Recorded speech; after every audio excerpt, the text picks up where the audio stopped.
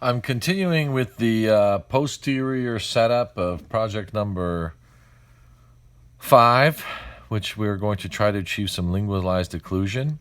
For video purposes, obviously, I had to put this incisal pin back in location so I don't lose my vertical stop, because I've had to take away my occlusion rim in the posterior section. So I'm going to want to lose that vertical stop. I need that incisal pin.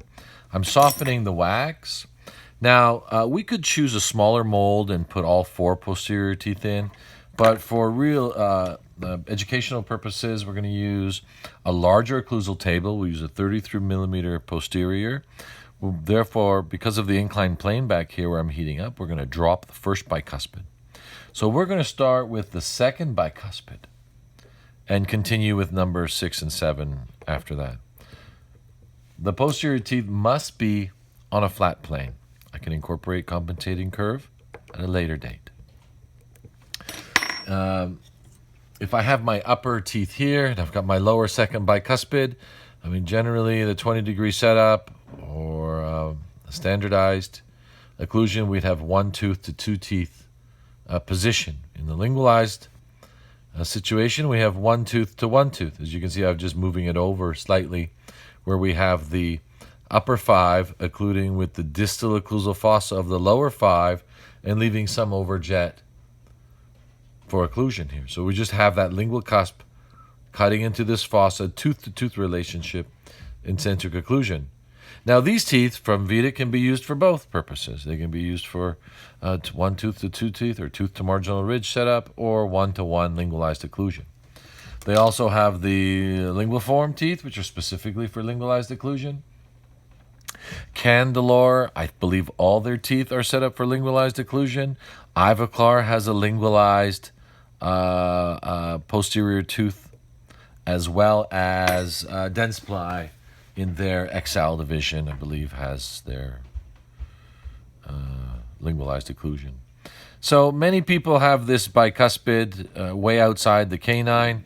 When you look visually here, it looks like the bicuspid is my canine, but these canines are the corner teeth. They're the strongest ones in occlusion, or excuse me, in aesthetics. So I got to make sure that this line angle matches up with the buccal line angle of the second bicuspid, and then have this central groove going straight down the pounds line or ridge line of my lower. I'm going to have the buccal cusp and lingual cusp of the posterior teeth touching the plane of occlusion.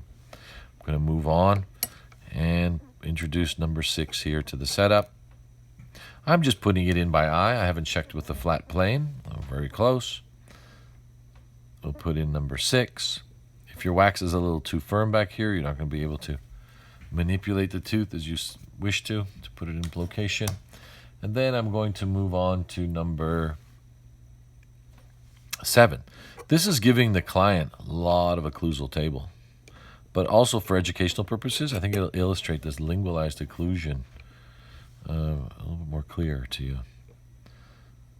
So I've got this on a flat plane that I look down the line here, maybe slightly above. Number 5 was a little bit low. I'm looking occlusally. I'm looking lingually, that all the lingual cusps are at the same height. All the buccal cusps are at the same height. I'm at the plane of occlusion, 2/3 retromolar pad with my upper occlusion rim.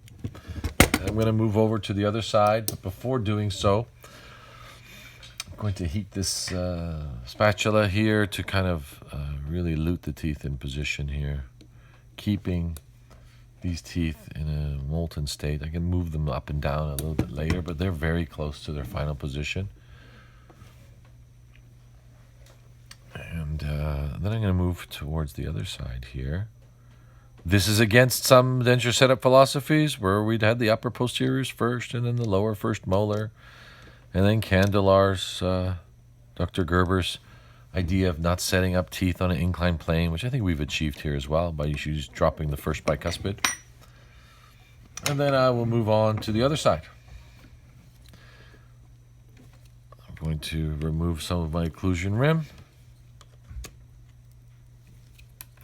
Now, having an educated cut of the wax would leave some that I can still utilize to set the teeth up. I'll heat the wax. At the same time, I might keep the rest of the lower setup maybe slightly molten on this side. If I need to move anything. And then I'm going to start with number 5 on the lower. For this side. Soften the wax. In position, buccal line angle, central fossa, down the pounds line, down the groove, the height of the ridge, down the center of the ridge. I'm going to move to number 6. In position, these teeth are slightly larger. I think they're really good educationally, that you can really see this distal occlusal fossa and the central fossa and the distal occlusal fossa of 6. You can really see where you want to go here now. I think because there's only so many lower molds to the anterior molds, sometimes the denture setup will run into areas between 3 and 4, or 3 and 5 in this case, where there's a diastema. People say, oh, I have no room for my teeth. Right? And then that's why in the other setup, well, we'll crowd the lower anteriors if we set them up last. And then in this position, it'll be like, well, now I got to create a diastema in order to incorporate my upper posteriors. So there's 6 of one, half of another. Going to put some wax here. A little extra added there. And now I would use my setup plane. We could use the Kolbeck setup plane, which is very flat. Try not to use any CD planes, but that's very flat too, if that's all you have. But I think the Kolbeck plane, the blue one, or even the clear, can show a reflection, because I need all cusp tips of the lower touching the plane. I think it would be a prudent idea at this stage to have everything touching the plane. Now, this is just one way of doing the denture setup, but I think for the novice or the beginner, this is more predictable results, because it's really simple to get the teeth touching the plane, especially like project number 3 where we did 0-degree teeth. It was really obvious what was touching the plane and what wasn't.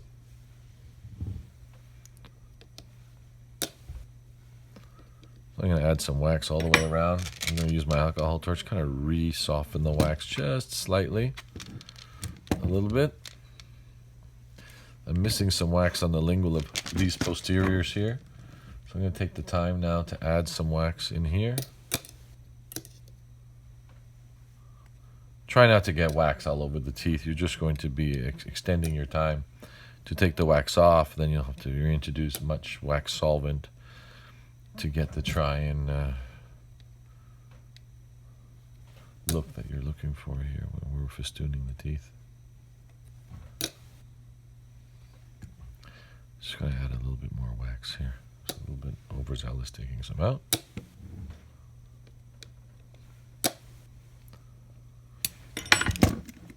So for starters, I'm going to look down the line. I'm going to make sure that I didn't change anything from my upper setup here. I'm going to look down the line here to see if I see something that's kind of obtuse or sticking above the plane of occlusion. I don't have my Kolbeck plane with me, but I'll use this shellac base, which is pretty flat, I think. And I'm going to intrude some of my posterior teeth, which seem a little bit high in this quadrant. This is probably the easiest way of doing it. Everything's just a little bit molten. But I got to make sure that I don't push things off the line. So I'm going to check occlusally. This number 7 seems to be stubborn. I've got the lingual line angle of all behind the cusp tips. Straight.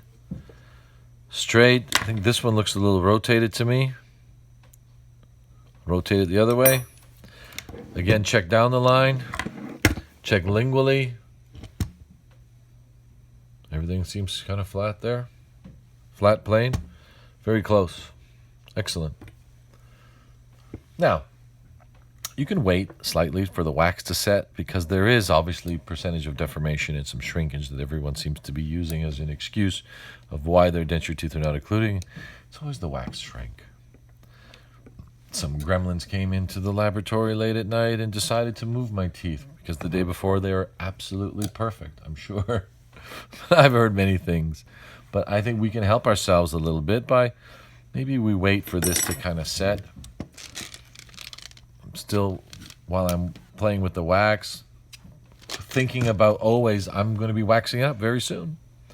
So I might as well add wax where I need to. Sorry for the shake. I just keep hitting the spatula with the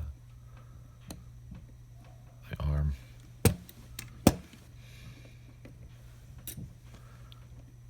So, things to keep in mind that the canine line angle of the incisal edge lines up with the buccal line angle cusps. It makes the turn. It is the corner tooth. If I look here, I don't want one sticking out more than the other. The canine ones are the ones that are prominent on the lower. Again, the line angle here. I've got my ridge line perfectly straight down on this side, and I've lined up the ridge line with this one. If I could use this ruler, lined it up with the center line. Lingual cusps. These denture teeth. Actually, this one I'm going to rotate again. Seem to want to rotate back. If you line up all the lingual cusps in a flat line, that'll give you the central groove line. And everything is on a flat plane from this point of view. Possibly the lower laterals seem to move a little bit. I can go in here and change it. And the centrals, they're off the plane ever so slightly. And now I'll move with my lower posteriors.